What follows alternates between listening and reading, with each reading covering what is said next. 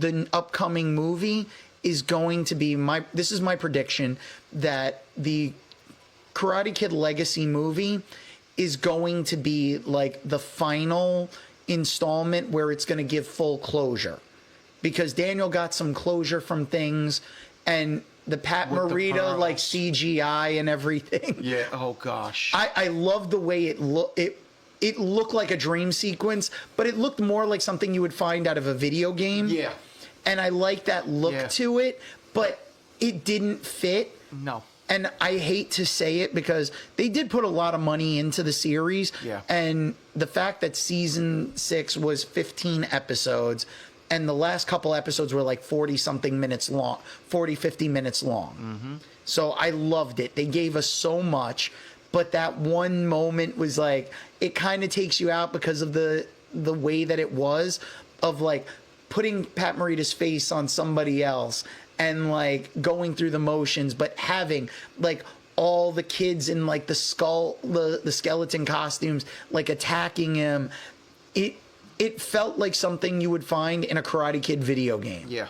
Or the old 80s cartoon show that took place, like, what was it, late 80s, early 90s, when they did it, because it was like it was between the Karate Kid and the Karate Kid 2, or between 2 and 3. Short-lived cartoon series, but it all fit, and I love the way that it worked, because they tied stuff together, but Johnny also learned balance. My only like one little tiny thing is I almost wish they could have gotten Elizabeth Shue to be in the audience at the end for like the finals of the Sekai Tekai, doing it in the valley, having her. It would have been nice to see her there. Even what's his name? Even Steve. What's his name? The kid that he faced that they destroyed the furniture store. Oh yeah. They should have brought him back too.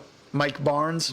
They should have brought Barnes to at least sit there. Well, no, they had Mike Barnes earlier on in the season anyway, because he was helping prepare them for the Sekai Tekai. So you gotta, they really wrapped the whole thing. I just think like having Elizabeth Shue, if they could have gotten her to be in the audience sitting there, it would have been a great moment, especially because it was a great moment when Miguel is in the Cobra Kai uniform again to finish the Sekai Tekai, because all of the Miyagi-Do students were Cobra Kai. Yes. So they were able...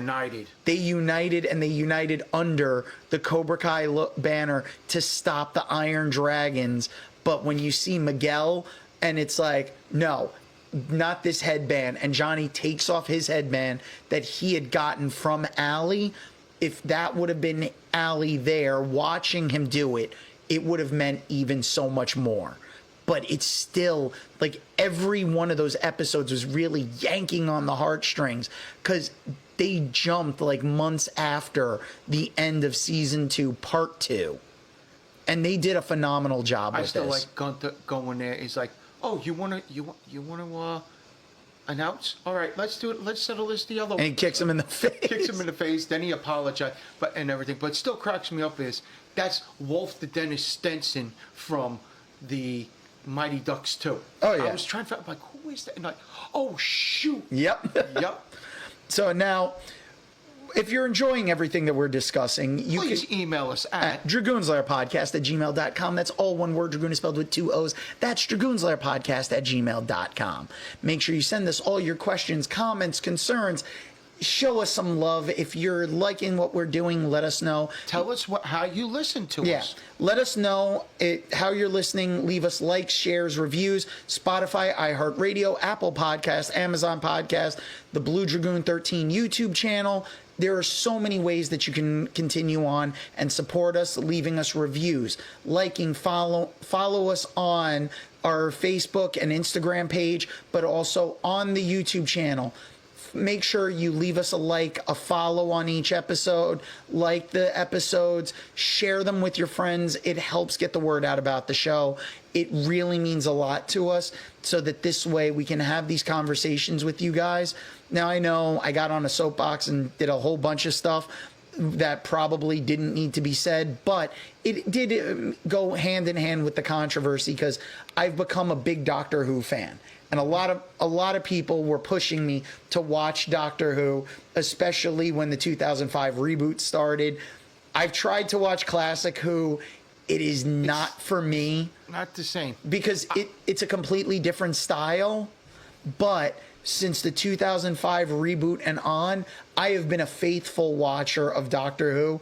I don't agree with everything that's gone on. I wasn't a fan of the Capaldi seasons. Not too many people were. I agree with you on that. But I mean, But I liked Whittaker's seasons. Yeah. I didn't hate Matt Smith, but he wasn't David Tennant. No. And Ncuti Gatwin, though, he grew on me very quickly. So I do not appreciate when people are talking down about an actor or a series where you're making the actors not want to be part of the show or the movies because they're backlash because you have a problem with something. Why don't you complain about the writing then?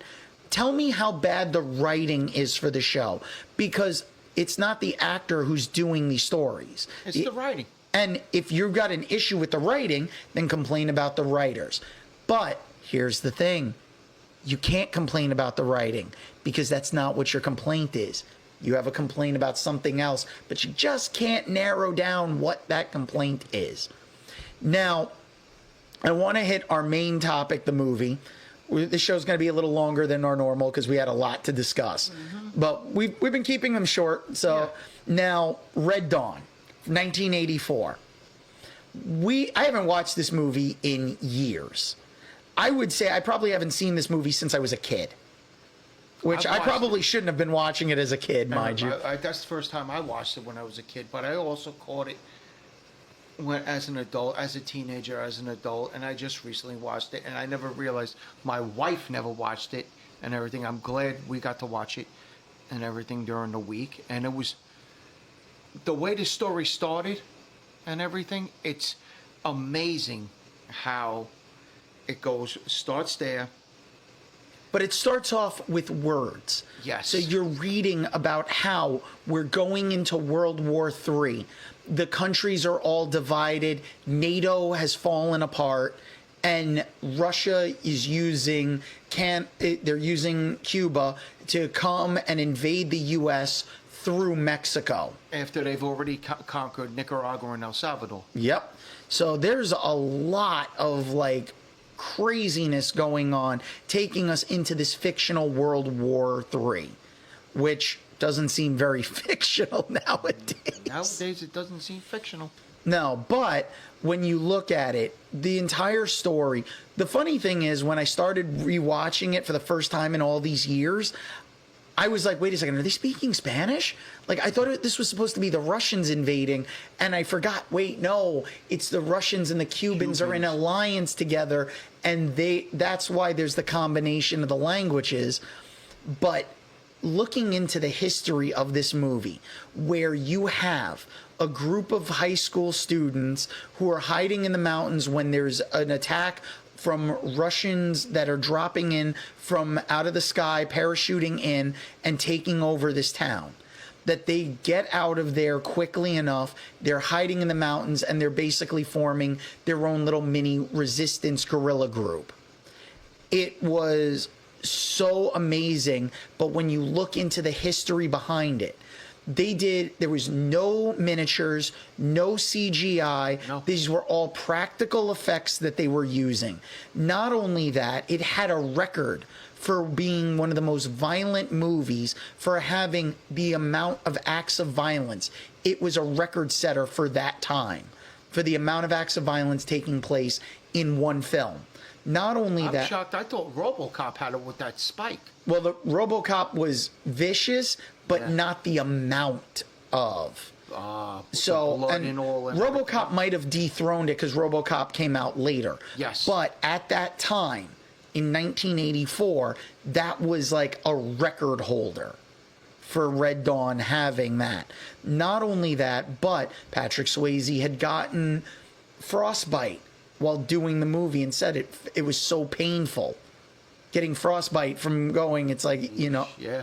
It not only that, it was also Charlie Sheen's first movie. Leah Thompson's first movie. Yep. What what do you call Gray's first? Jennifer Grey. And then because Jennifer Grey being in Red Dawn with Charlie Sheen, she helped get Charlie Sheen the role in Ferris Bueller's Day Off. So, and plus, then she did Dirty Dancing with Patrick Swayze. And you could see and you see Thomas Howell is in there. Yeah, but you could also see like there was a little bit of chemistry on screen, which was why it did so well for Dirty Dancing further down, because you could see like Jennifer Grey kind of like squeezing the orange on top of Patrick Swayze's head as they're all eating. It was a very quiet scene. They had moments where it was like it was very quiet and somber, but then it was like you had explosions of gunfire and everything, helicopters and planes like coming after them, tanks. It was even said like they did actual training to fire off the guns, so they learned how to do all the shooting and stuff to make it all look real. Not only that, but they were using actual Russian tanks at the time, and apparently it said, like looking up on IMDb and like the trivia facts, that they actually called in like the government because they saw like these strange tanks, and the military was like the government people that came to investigate were actually happy that it was for a movie seeing Russian tanks. Hey, but and if you look at it, it's even like for a war film, it was John Ford-esque because of the scenery. Yep. Which is amazing on that, which people forget. Or if they aren't inclined, in tuned, you get a shot. Go to your Amazon, go to Netflix, type in John Ford and everything in your search and look at his films, look at the Westerns, and enjoy the scenery he used. Oh yeah, for these. The scenery, the backgrounds, yes. The fact that they had an internment camp where they were keeping all of the parents. Yeah. They went into at the movie theater. Yeah, but they went through the records to see who had weapons, knowing who they were registered firearms to, and that was how they controlled them, by knowing who has guns, what were they registered weapons to have, and where were those weapons. The fact that the weapons were gone, they went and they used it because they were saying they were aiding guerrillas. They gave them to the kids to survive on their own out in the wilderness, not realizing those kids were going to become guerrillas themselves. So, and that's the thing. It's fighting back against an invading army. And the funny thing is, it's also the Ukraine war.